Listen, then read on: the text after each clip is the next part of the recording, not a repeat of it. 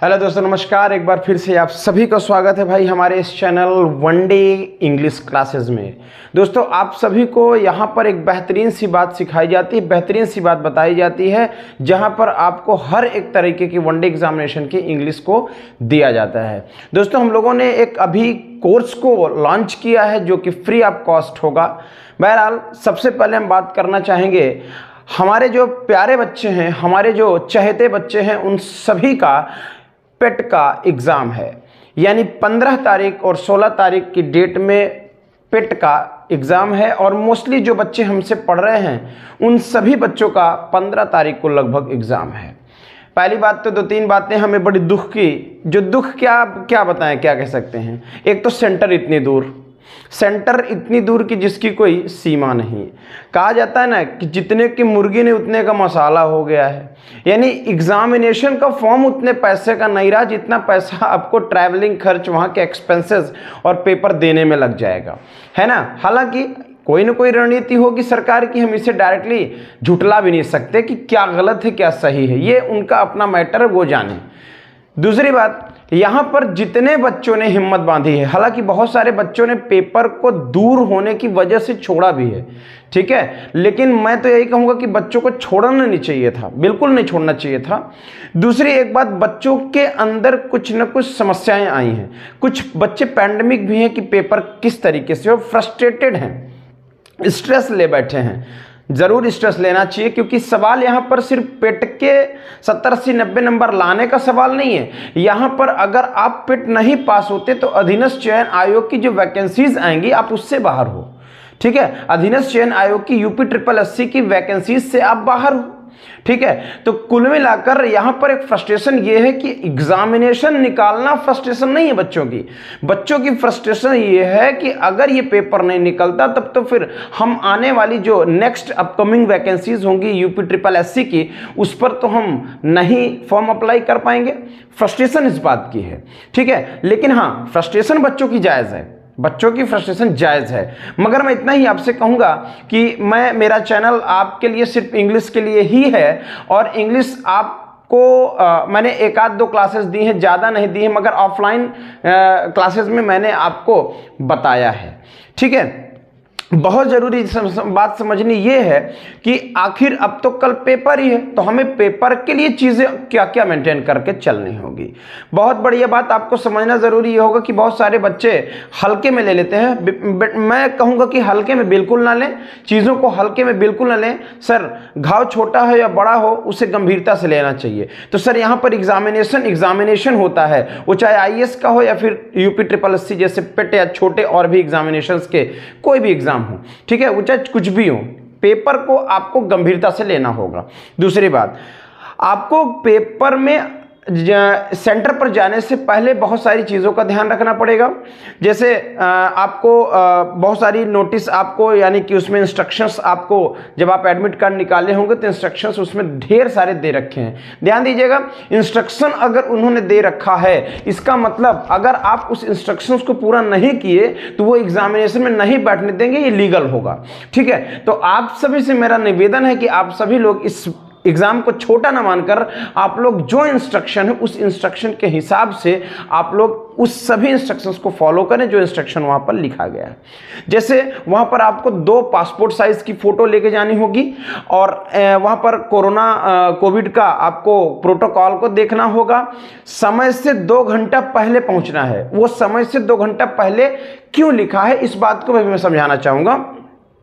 सरकार इतना गलत नहीं करती किसी के साथ। अगर सरकार ने आपको क्या किया है कि दूर भेजा है, इसका मतलब जैसे आपने देखा होगा कि मोस्ट ऑफ द एग्जामिनेशंस ये कराते हैं कि आधे घंटे पहले, यानी एग्जाम शुरू होने से आधे घंटे पहले आपको रिपोर्टिंग टाइम आपको दे देते हैं। मगर यहां पर एग्जामिनेशन ने क्या किया, 2 घंटे पहले। इसका मतलब उन्होंने एक रिलैक्सेशन यहां पर दिया कि आप आधे घंटे नहीं 2 घंटे पहले आए, ताकि बच्चे दूर दराज से जो आ रहे हैं, ट्रेन हो गई, बस हो गई, लेट लपेट हो गई, एग्जाम न छूटने पाए, इसलिए 2 घंटे का टाइम उन्होंने दे रखा है, ठीक है। तो भैया, इसमें आपको देखिए दूर दिया है तो 2 घंटे का आपको वक्त भी दिया है। हम इस तरीके से पूरी तरीके से नहीं कह सकते कि आपके साथ जाती हो रही है, ठीक है ना।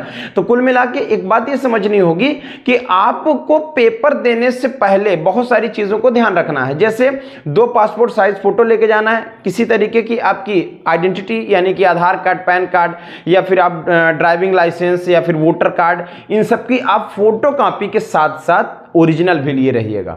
ओरिजिनल और फोटो कॉपी दोनों लिए रहिएगा। इन सब को लेकर के आपको सेंटर में जाना है। दूसरी बात, नॉर्मल सी बातें आप सभी जानते हो कि कैलकुलेटर, मोबाइल या किसी तरीके की घड़ी, इस तरीकों से बिल्कुल भी आपको एंट्री नहीं मिलेगी। यानी अब आपको यह समझना जरूरी होगा कि ये तो आपकी छोटी मोटी बातें हुई, इनको आपको ध्यान रखना ही पड़ेगा। आपके अपने साथ सैनिटाइजर होना चाहिए, मास्क होना चाहिए, ठीक है ना, और अपने खुद की पानी की बोतल होनी चाहिए। इतनी सारी चीजें, जो प्रोटोकॉल एक होता है एग्जामिनेशन का, वो प्रोटोकॉल आपको पूरी तरीके से मेंटेन करना होगा। मेंटेन करके ही आप जाइएगा, मैं यही कहूंगा, ठीक है। उसके बाद आपको एग्जामिनेशन में एंट्री मिल गई। अब एग्जामिनेशन में एंट्री मिलने के बाद मैं आपको बता दूं मेरे प्यारे कि एग्जामिनेशन में जब आपको OMR शीट मिलती है, बहुत सारे बच्चे गड़बड़ कर बैठते हैं।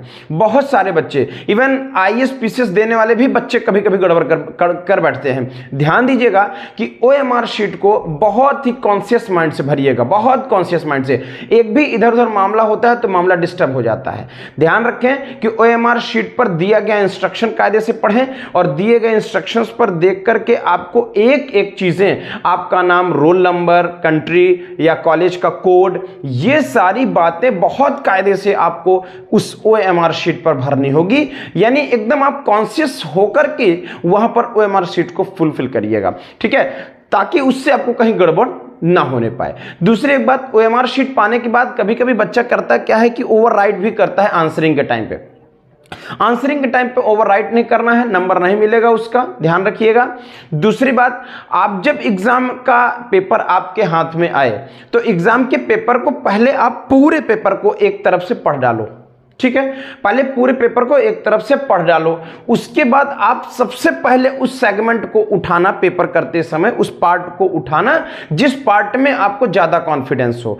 सुनिएगा मेरी बात, जिस पार्ट में आपको ज्यादा कॉन्फिडेंस होता है उस पार्ट को करने से और आने वाले नेक्स्ट पार्ट पर आपका कॉन्फिडेंस बरकरार बना रहता है, ठीक है। और अगर आप ऐसे किसी पार्ट को उठा लेते हो जिस पर आपको कम कॉन्फिडेंस है, उसको अगर उठा लेते हो तो सीधी सी बात एक आप जान लो कि ऐसे सीन में एक ड्रॉबैक आता है कि आपको आते हुए क्वेश्चंस को आप ना एकदम उस तरीके से कॉन्फिडेंटली नहीं देख पाते हो, ठीक है। तो मैं यही कहूंगा कि आप सबसे पहले क्या करिएगा कि उस पार्ट को, उस सेगमेंट को उठाइएगा जिसमें आपको बढ़िया कॉन्फिडेंस हो, कायदे से आप क्वेश्चंस को कर ले जाओ, ठीक है। नेक्स्ट बात क्या होगी, आप पहले उन क्वेश्चंस को करिएगा जो क्वेश्चन आपको करेक्टली आ रहे हैं, ठीक है, एकदम करेक्टली आ रहे हैं। याद रखिएगा, यही पेट भर ही नहीं, कोई भी एग्जाम हो जिसमें माइनस मार्किंग हो, अगर आप जितना कम माइनस मार्किंग में रहेंगे, मैं क्या कर रहा हूं, जितना कम माइनस मार्किंग में रहेंगे, यहां पर मतलब नहीं करता कि आप कितना ज्यादा क्वेश्चन कर बैठे हो, इससे मतलब नहीं है।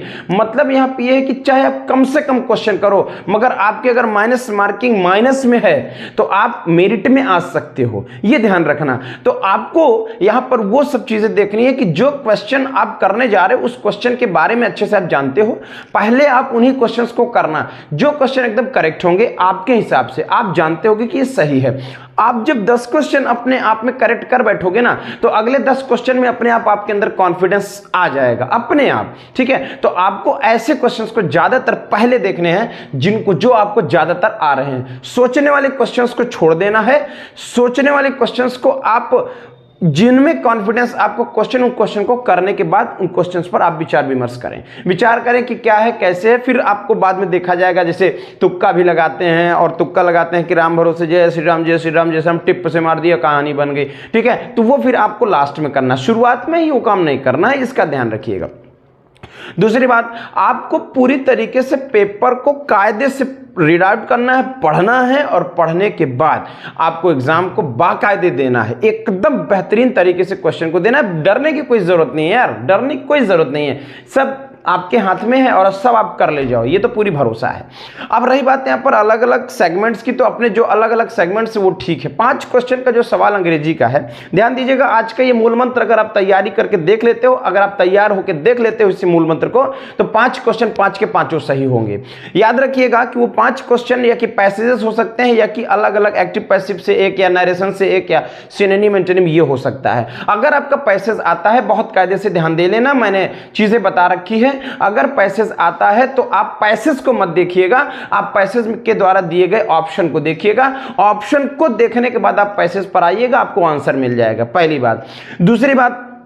दूसरी ये बात कि आपको सिनोनिम एंटोनिम का जो सवाल पैदा हुआ, तो सिनोनिम एंटोनिम आप क्या करना कि जब आप पैसेज पढ़ना और जिस पैसेज का सिनोनिम एंटोनिम दिया होगा, बहुत कायदे से सुन लो, जिस शब्द का सिनोनिम एंटोनिम दिया होगा तो उस शब्द के पहले और उस शब्द के बाद सेंटेंस की हिंदी आप लगा लीजिएगा, आपको उस शब्द की मीनिंग पता चल जाएगी। और जैसे उस शब्द की मीनिंग पता चलेगी तो आप उसका सिनोनिम और एंटोनिम नीचे देख लोगे। बहुत टफ वर्ड्स नहीं आने हैं, बहुत कठिन शब्दों को आपको नहीं देगा, वो आपको सरल शब्द ही देगा, इतने भी टफ नहीं देगा। याद रखिएगा अंग्रेजी के 5 ही क्वेश्चन हैं, मगर आपको ध्यान रखना होगा पास होने के लिए सर 1 क्वेश्चन बहुत होता है, फेल होने के लिए भी 1 क्वेश्चन बहुत होता है। इसका बहुत कायदे से आप ध्यान रखिएगा, बेहतरीन तरीके से ध्यान रखिएगा।